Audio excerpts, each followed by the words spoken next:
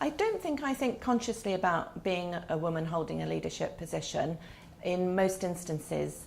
Increasingly, I find myself when I go to meetings sitting in meetings where the leadership group is diverse in terms of age, in terms of gender, in terms of ethnicity. It hasn't always been that case. I have in the past often found myself to be the only female in the room. That has changed. It's still, there's a lot more to do to change that. I think the further education sector is a brilliant example of very many female leaders. It's very different when I go to different organisations. I suddenly notice it, whereas in FE, if I go to a meeting with further education leaders, it's always very mixed in terms of gender, less so in terms of race and ethnicity, but definitely in terms of gender.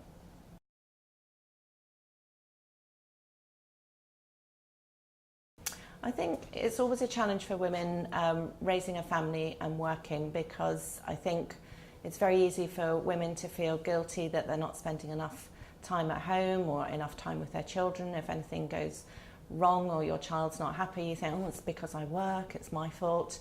You then think when you're at work, oh, it's gone wrong because I've emphasised my family.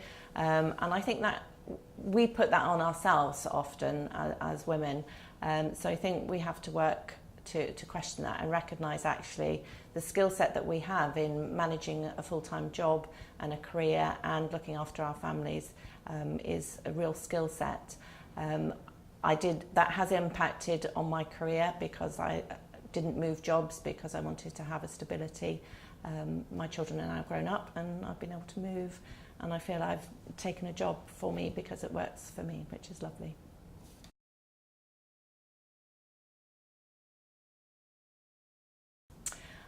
I can't think of specific individual women. It's often when you're at an event and a woman stands up and talks and you just see that there's a woman doing a job that you might have previously just assumed you couldn't do. I think women often think of reasons why they shouldn't apply for a job or couldn't do a job, and we need to be much more confident in putting ourselves forward and saying, yes, we can do it.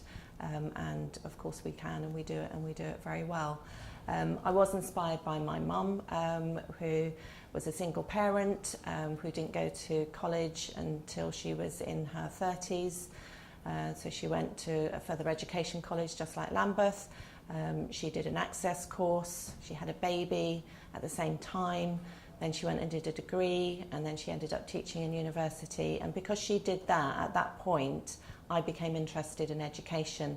I hadn't been interested in education at all before that point. So that really transformed my experience, and I began to think, I want to go to college, and that's a brilliant thing for me to do, to go to a further education college.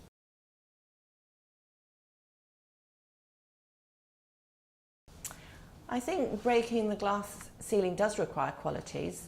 I would say that requires qualities on the behalf of other people, not necessarily on the behalf of women.